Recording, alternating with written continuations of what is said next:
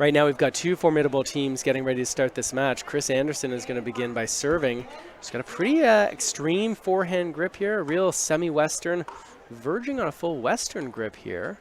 And Alex, is it fair to say that the team of Naumu and Anderson, a little bit sort of less conventional in terms of technique than we sometimes see from some of the senior pro women?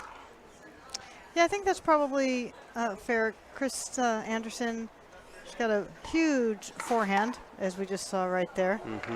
And she likes to tee off on it every opportunity she gets. Including near the bottom of the net in the last one. Exactly. I bet still get it over. And she does it with a lot of spin, and I think it's that grip that you were just referring to, Mark, that allows her to do that. That and her very strong tennis background.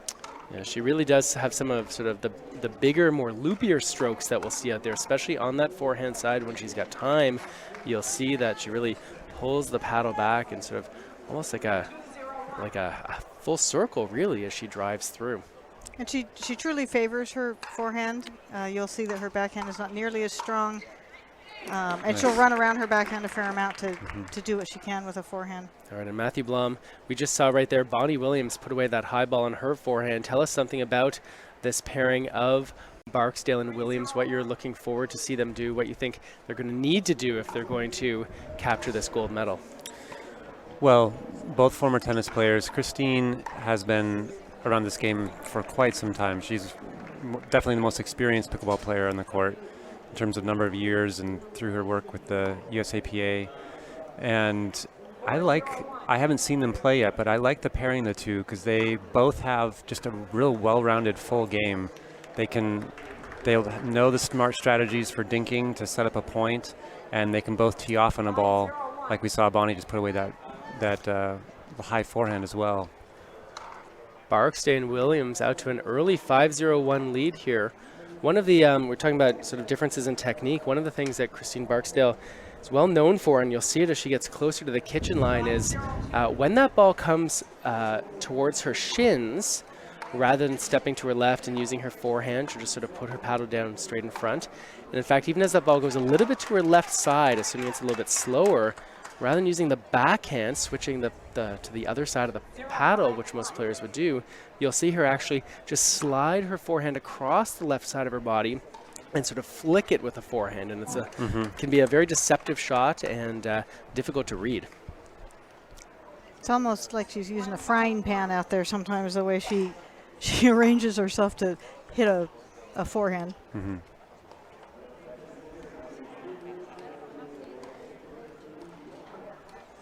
You know these players pretty well there, Alex. What do you see being the dynamics here in terms of what teams are looking for and what the strengths are on either side? Well, the typical strategy with these gals would be to dink to Bonnie Williams. That is her least favorite shot on the pickleball court. And the same could be said for Kris Anderson. Whereas Lisa Naumu, she's really a pretty good dinker, but what she excels at is her blocking. You'll see her kind of just plant her feet and nothing gets by her. She doesn't back up. She doesn't move side to side. She just blocks everything back. And you know, Christine, she can get a little hot or a little cold on pretty much all aspects of the game. So when you see her kind of get, on a cold streak on some area, you want to try to just stay on that, see if you can expose it further. That ball is called just wide. You will notice that there are 6 line judges out here on the court. That's something we've seen for all the gold medal matches here in the pro and senior pro divisions. That way it takes some of the pressure off the players to have to make those line calls. They just play unless they are told otherwise. And along with those line judges, we're going to see Marcia Frezzo holding court out there, making sure everything's running smoothly, and that's a pretty smooth point right there from Naumu and Anderson. Kris Anderson getting to use that big forehand that she likes.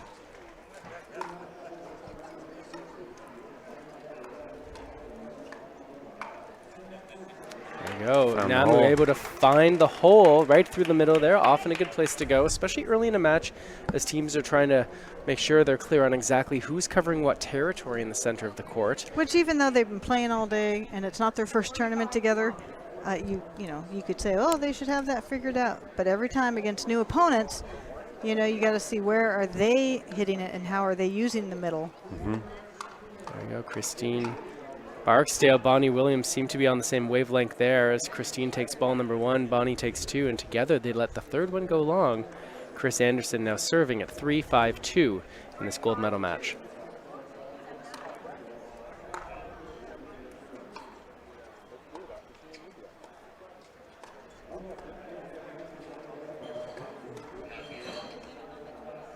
There's that inside-out forehand we were talking about, with the frying pan. Got to watch out. She likes to lob that. Oh, okay.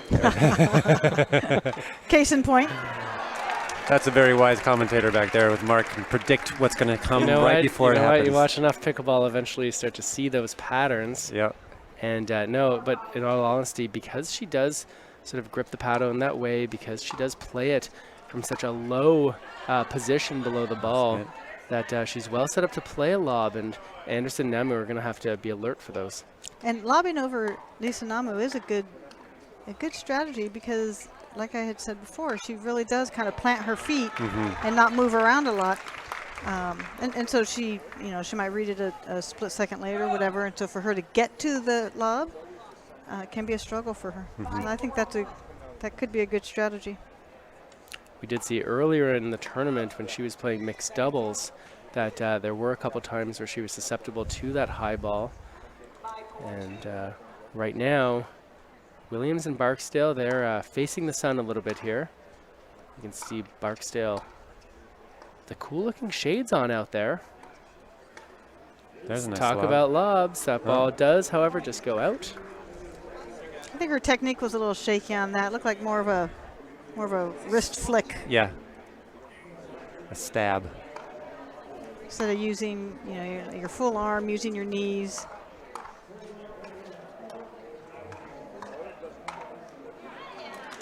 There you go. She used the appropriate parts of her body there.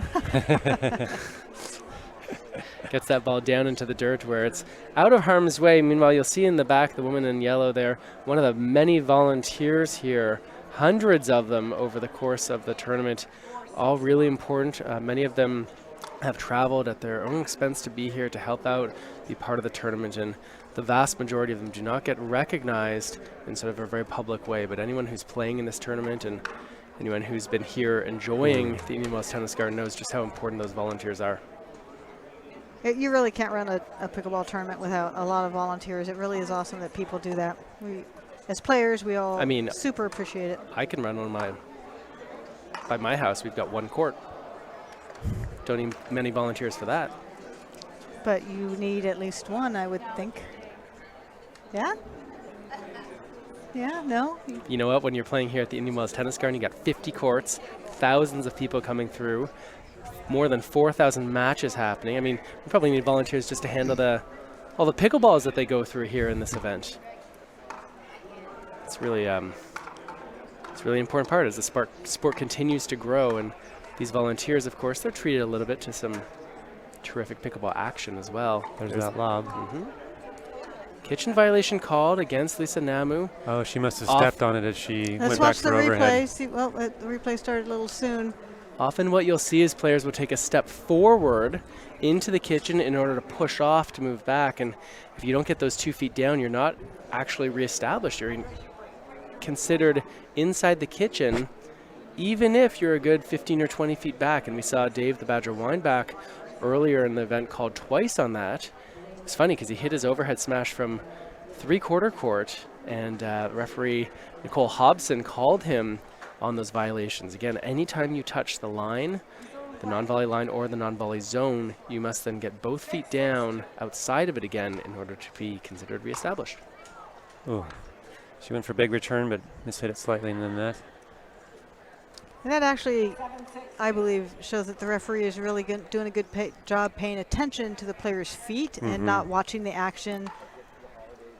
Marcia Frezzo, one of the best. She and her husband, Byron, earlier this week Given an award for service to the pickleball community. Daniel Moore was out there.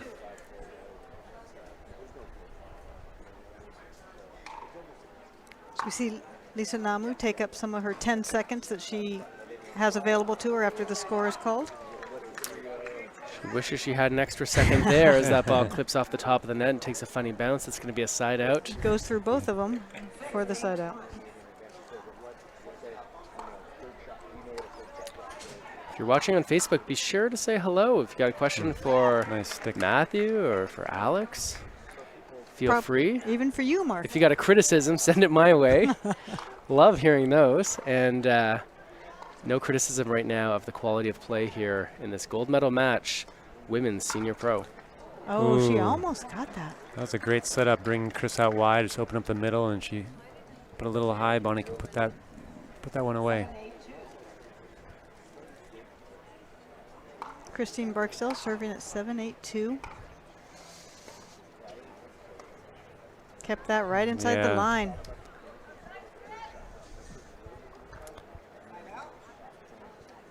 With players of this caliber, it's so important that you hit just not a mediocre shot, but a high quality one. So that, whether that means being close to the line or close to the net, threading the needle between the opponents. You know that if you give them any room, they're going to make you pay. Right now, it's a nice lob by Naumu. Handled by Bonnie Williams. What was important about that, Matthew Blom, is not just that she got the ball back after being lobbed, but that she got it back out of harm's way. It's the unique thing about returning lobs in this sport is that what's considered the best shot after a lob is that drop to get your team back in because you've been pushed off the line. And they did that brilliantly to get back in and take over and turn what's a defensive position back into a point-winning position. That's right, and that's one of the hardest things. Something people can do at home if they want to practice chasing down lobs and playing a drop is you don't even really need a partner. You can stand at the non-volley zone facing the net, toss the ball high over your head backward toward the baseline, and as you turn and run, practice then sending that drop back low and near the kitchen. And this is a skill that's very tough. Takes a lot of feel and touch and sensitivity, not to mention agility, but it is something that people can practice. 7-8-2, Bonnie Williams serving.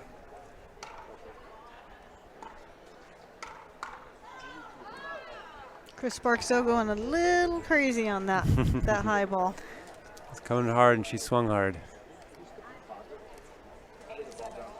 Not seeing so many of the longer points that have been in some of the other matches on court. These are 4 women, I think, who like to, at least 3 of them like to really open it up just like Kris did so well there. Do you think that's accurate? These are more of an attacking style, at least for Kris and Bonnie? You know, it is.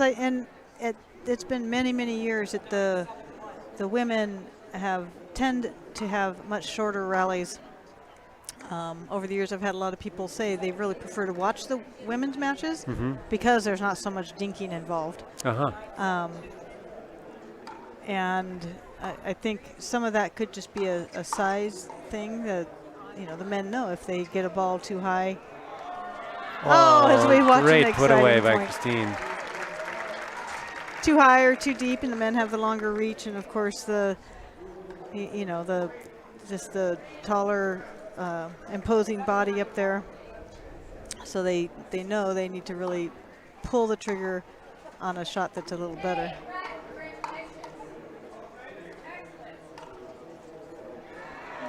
Oh, that ball being called good. Oh, really? From our perspective, I thought it might have been a little long, but well, that's why we have lines people. they're closer than we are. Tough serve in the corner there. Yeah.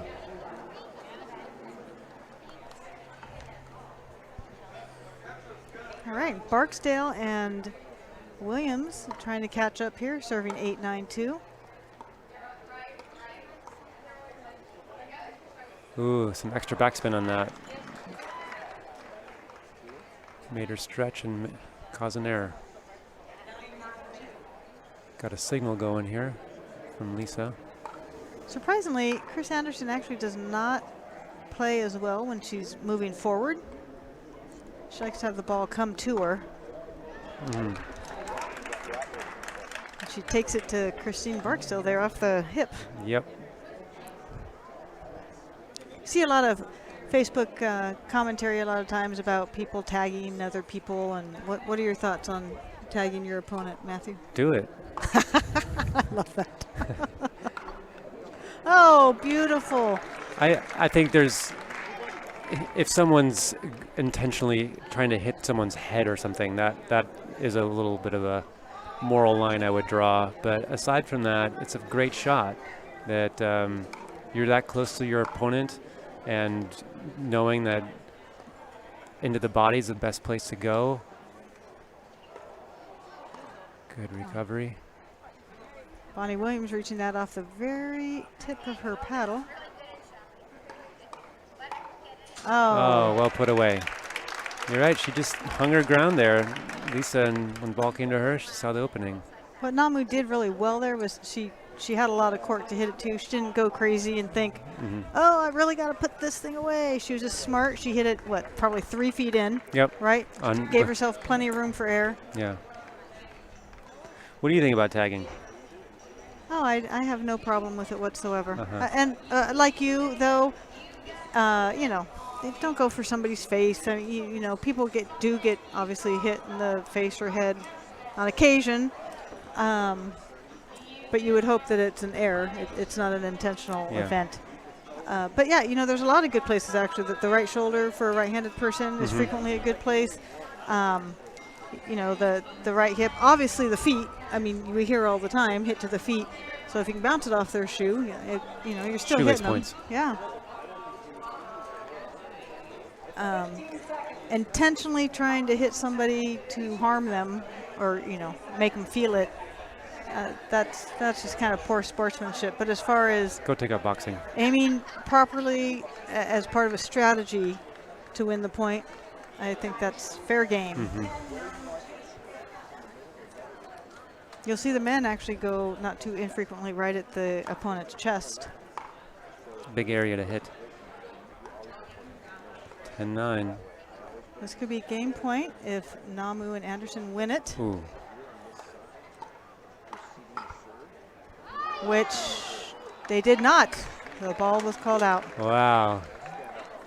Line judge hesitated on his call, but I think it was the right call. As we watch the replay, well, it looked a little inconclusive, but live it looked like it was out. There we go, back to 10-all. Right now we see Christine Barksdale serving from the left side of the court, 10-10-1. She's hitting that serve a little harder than I remember her hitting. Looking to get a weak ball that she or Bonnie can pounce on. Ooh, they might have been saved there as well. Oh, got to get that ball down. Ooh, wow. Lisa Naumu. She's excited about that. Taking an overhead and driving it into someone's feet. That's a tough shot. Well done.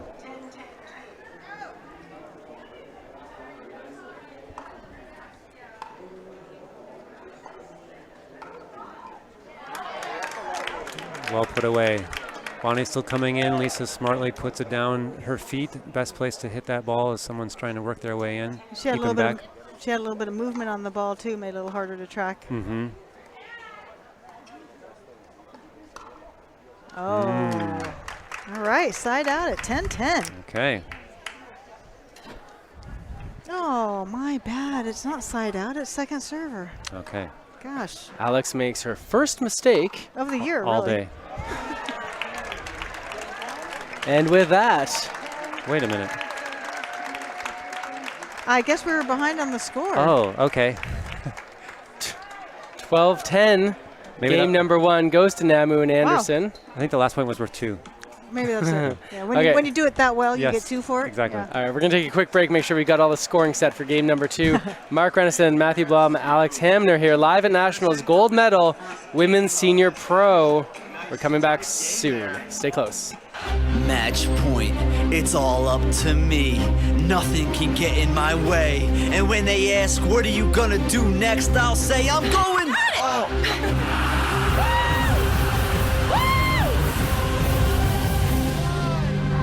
We're going to Margaritaville!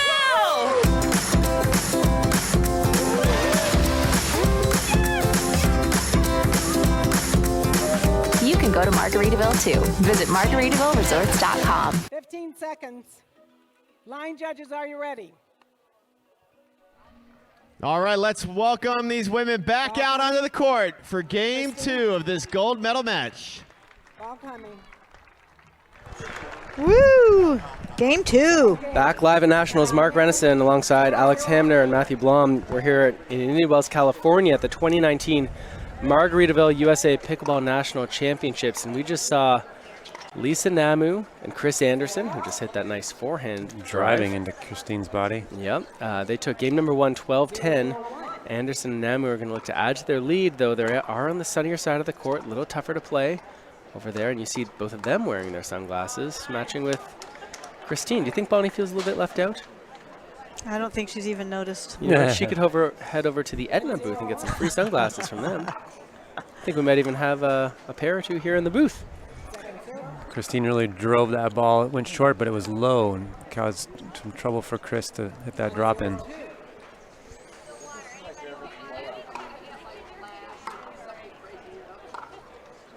That's a nice drop. That was a beautiful drop. Yeah. So this is Christine Barksdale's another foot fault off of the overhead. Wow, really watching for that. Many, and that was a great call. Yeah. Many less experienced referees, they'll miss that. They just won't see it because, you know, it's usually when less experienced referees are looking for kitchen. Oh, now we have a service fault. Okay. Often she when is on it. Often when less experienced referees are watching for kitchen violations, it's usually in a dinking situation where players might take the ball out of the air, or a volley where they're reaching forward and maybe that toe touches the line. It really says something about the skill as a referee of Marcia Frezzo that she can catch those twice. And there's some skill off the backhand side with a nice drop volley. Okay, we still have Kris Anderson over on the right, though.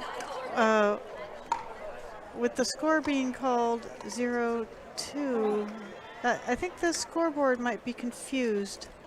Is this in the Marcia Frezzo here? There you go. It's now 2. Oh, we're still behind a point. It's 1-2-2. And with that, if the scoreboard they're going to get there. was wrong, but the service fault should not have occurred. Because didn't Kris Anderson serve that? And they're going to get there. They're going to get there. 2-1-1.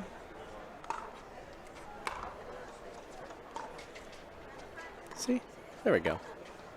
I'm feeling a bit nostalgic in that wrong server call, remembering that in like Game 2 finals with Alex Hamner in the mixed doubles nationals a few years ago. And I think we were down 11-10, something like that, and got called for one.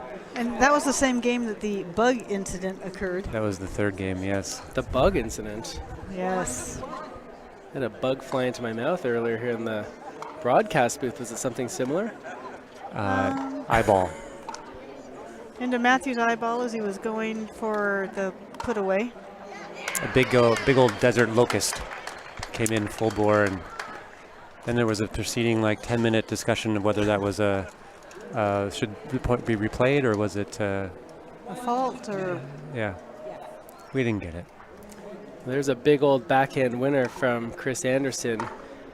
She and Lisa Naumu a game in 2-1 as Christine Barksdale works away.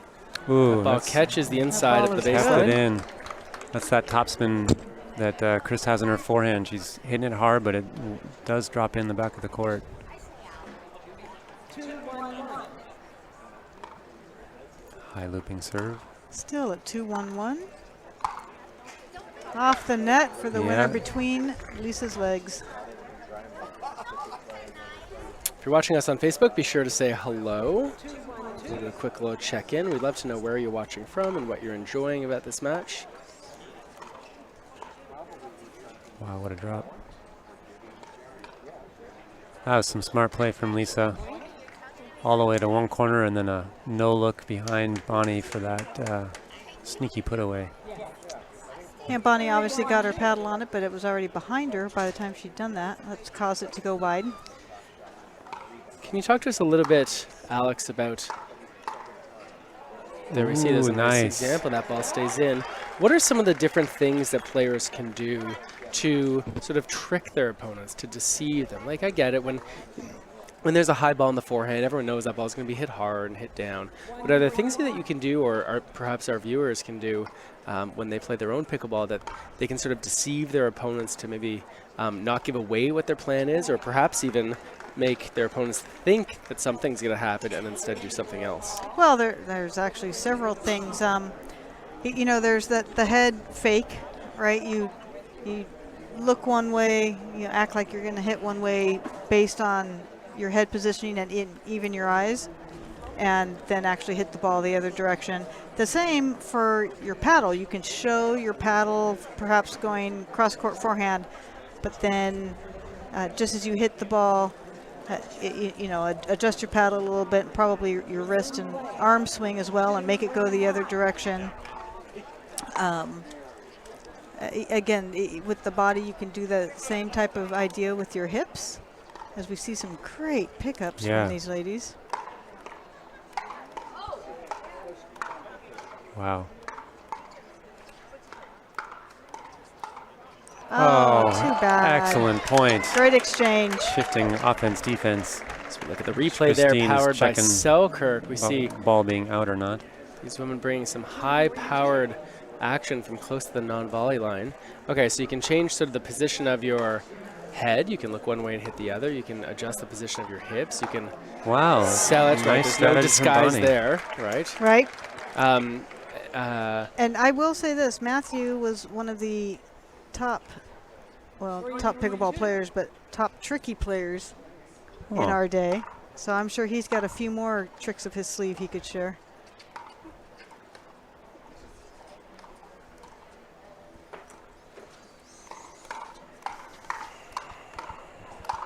Nicely done. Nicely done. One popular one, Matthew, that I recall of yours was looking like you were going to hit it hard when the ball was high at the net, and everyone kind of hunkers down, gets ready for the scampers back to the back of the court. Yeah. Right, and then he would just kind of dump it over the net and leave everybody everybody on the other side of the court in disgust at how they couldn't get to it.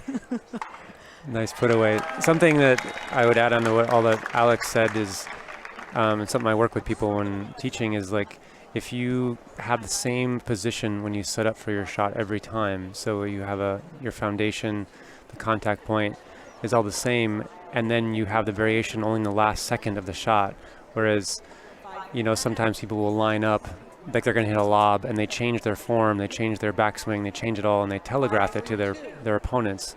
And you lose all the time that you gain by having that deception, which comes from keeping that head down, just looking the same position, and then the last minute making a different choice. There's some power.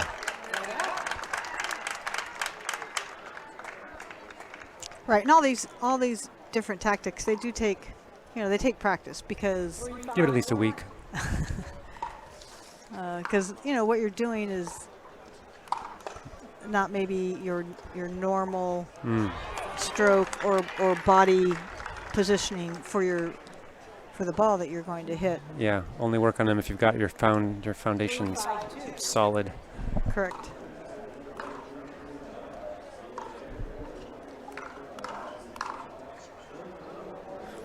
Well, so far an excellent final here. There are just a lot of back and forth, tight, close games. No one's running away with it. We've got 3-5 after a 12-10 first game. And after those first 4 or 5 points of the first game, we haven't seen much of a run by anybody. There's been maybe 2 points scored on these side outs, and then it goes back to the other team. Nice. Wow. Kris Anderson really doing a good job digging some of those balls that Bonnie Williams was firing at her. And like you said at the beginning, Alex, those are the two that you said maybe don't prefer to dink much, and they're going to be hitting hard, and they're going at each other like you predicted. We see Kris Barksdale kind of shovel that ball. Look at Lisa get those back. I think Bonnie didn't expect that last one to come back. She got a little caught off guard. And at this level, you really do. You have to expect every ball to come back, and you may hit a winner, but it's going to come back. You might have to hit 3, 4, or 5 winners before you actually hit the winner that ends the point. I think every year it becomes another ball you need to hit for the winner. It used to be you need at least 2 balls to hit it away. Now it's 3, and now it's 4 and 5, and it's someone described it as an arms race. The offense is getting better, but so is the defense. So you get to see these really fun, long, drawn-out rallies of blocking and resetting. And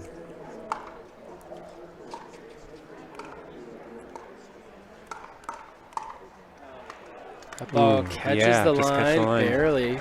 Line judges on that one. Ian McDonald checking in from pretty much as far away from here as you can get if you're still in North America, checking in from Nova Scotia, Canada. Small How town awesome. called, I know, a small town called Arisag. That's going to be in. And Nice. that's going to be down. Good solid overhead. In for the win. Such a fabulous poet. Tricky time of day. You can see the shadows coming across the court, moving from our left to right. And, you know, players are generally fairly comfortable if they're playing in full sun or if they're playing in full shade. It's at this time of day when you start to see those sharp edges come across. You can see Kris Anderson shielding her face a little bit from the sun there, coming from her right side. Whoa, she might have been wise to let that one go. Yeah, a little bit tricky now. They got to be careful.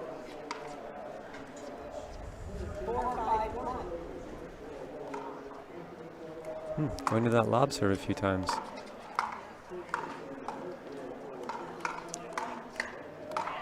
Maybe you can tell us. Maybe you can tell us, Matthew. You mentioned the lob serve that we saw from Anderson. Why might a player do that? I mean, here you are giving your opponents more time to prepare, more time to set up well to hit the ball. Kris Anderson does it again right there. Why might players use that? We've talked a lot this week about hitting serves harder and reducing the time that players have to react. Why might a player choose to use that lob serve?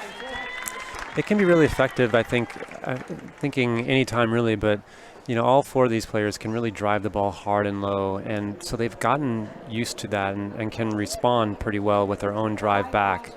When you're hitting a hard serve, the returner can simply take that power that's been given to them and redirect it where they want it.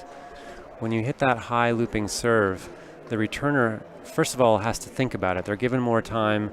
It's less of a, I'm just going to react and hit my return. They have the time to kind of think, and that can sometimes throw them off. And then they have to generate their own power. Often you see the returners a little tentative on them. They're not quite as grooved, and that can be either cause an error or cause a short return. And Kris Anderson, using it, who has one of the more powerful forehands, very deliberate in kind of giving her opponents a different look that might screw them up a little bit and cause a short return that then she might come in and make them pay for. And even if it's not a short return, if I can add my 2 cents here, it's not going to be, it might be deep, but it's probably not going to be a very hard return to deal with. And you actually will see a lot of times the return of serve being something of a lob as well. Yeah. Kind of pay it back. Yep. All right, well, as these players take a quick timeout, we're going to go to a short break ourselves. We're going to be back in just a moment with the completion of game number 2 here in the Women's Senior Pro Gold Medal match.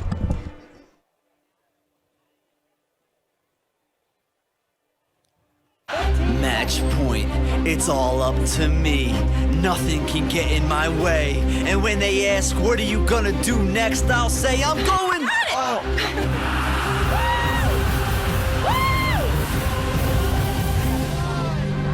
We're going to Margaritaville!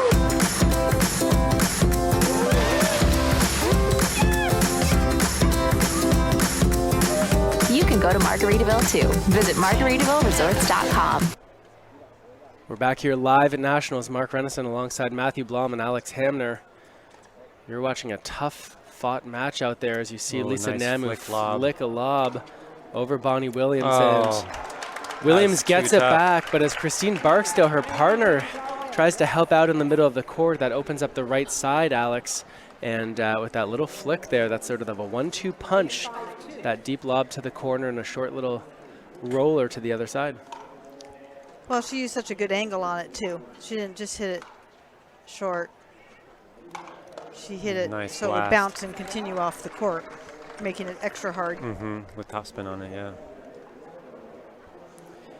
So Weaver is watching for someone and says, I wish I could see what level it is. There's another scoreboard that you can't quite see most of the time. It's just off to the right beside one of the lines judges.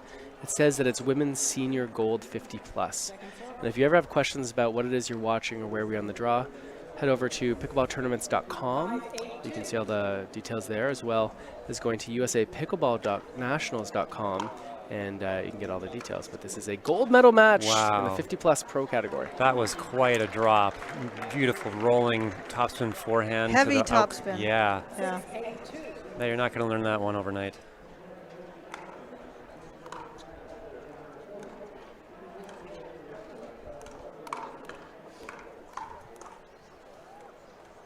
Good reflexes, good strategies.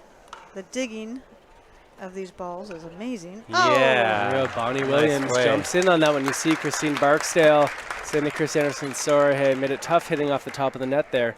But they're going to be happy to take that rally. And right now we've got Barksdale Williams, 7-8-2. Fighting to stay alive in this game, too. Down 1-0. Ooh. That's helpful. Yes, it is. Gotta love that in an opponent when they just give you the point. All right, quick timeout from the players, quick timeout from us. We're going to be back in a moment. More live at Nationals.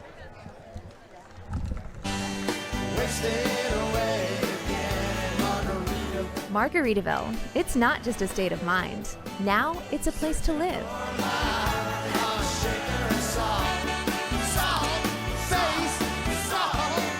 Introducing Latitude Margaritaville. New homes in 55 and better communities where you can live the Margaritaville lifestyle every day. Find your new home at latitudemargaritaville.com.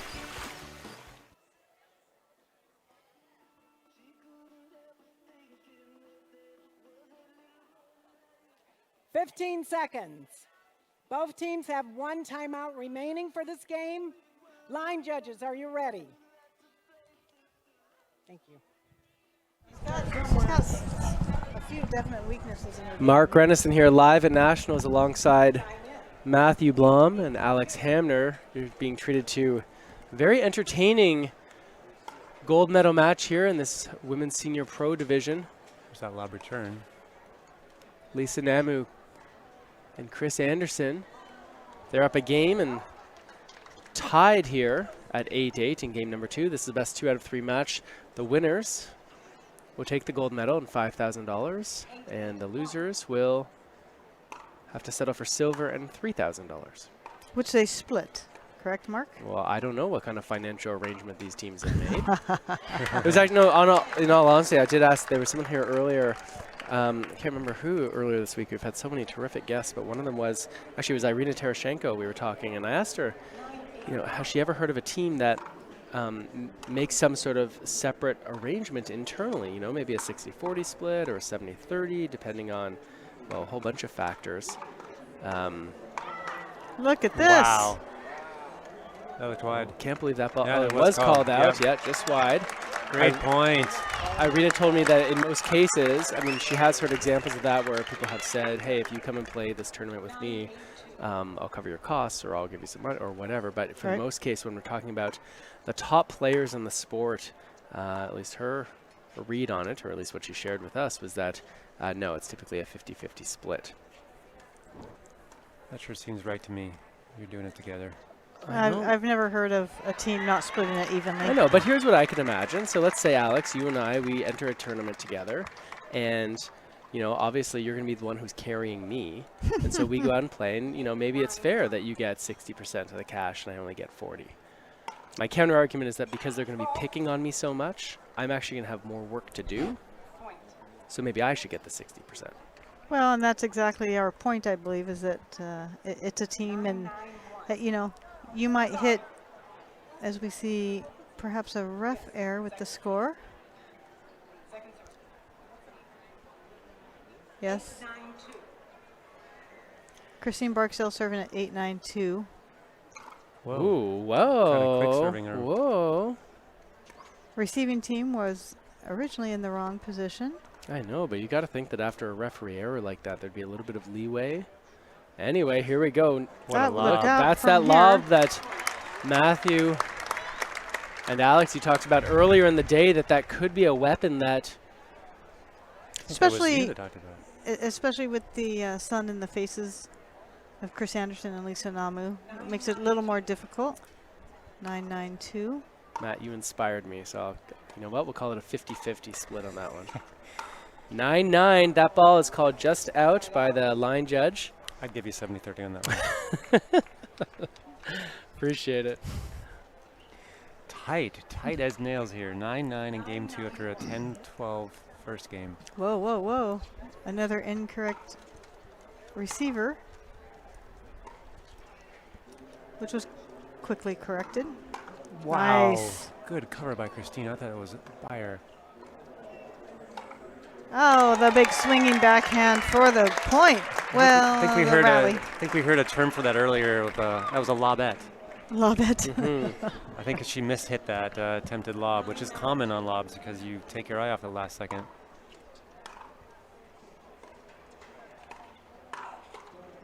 Wow. I'd say Christine Barksdale is really feeling confident on her backhand overheads. Oh. Wow. Good recovery. And we have our first match point. First championship point here. Kris Anderson about to deliver the serve to Christine Barksdale. She snaps it in there, yeah. Look at that. Pretty aggressive from Naumu and Anderson here with championship point. Bonnie Williams has something to say about that. Receive the side out. Christine Big Barksdale. at this point because you get 1 point, and now you got to win by 2. Barksdale says, good work, partner. Let's keep it up here. I'll play my little drop. Ooh, but a good little bit too return little. from Kris Anderson. It was tough. Well, it was tough because they were stacking. Yep. Barksdale had quite a way to range to her left, and to be so precise on those drops, if you're moving as you hit it, becomes a lot more difficult, and Anderson made her move for sure. Oh, nice poach by Bonnie. She saw the quality of Christine's dink and scooted over and did something I call micro poaching. Micro poaching? Micro poaching. Oh, I like it. Get ready. 10-10-2. Nothing micro about this match here in this gold medal final of the women's senior pro event. There's that sort of inverted forehand from Barksdale we talked about. Inverted is a good word for it. Micro. Oh, that was out by a few microns, that one. A little bit too far to the left.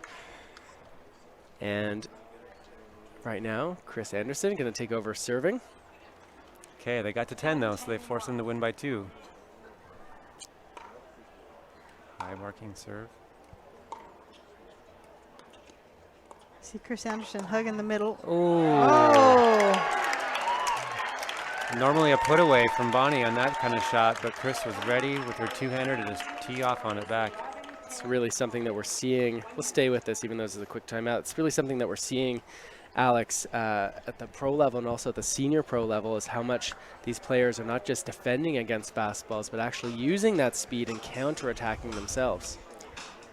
Well, it is, and what's important is that you don't just rip the ball right back to the opponent's paddle or into their wheelhouse somewhere. You know, you really got to try to move it around, get it to their feet, use the angles, or maybe just go one partner to the other, or the left side of a person and then the right side. You know, try not to go back to the same spot over and over.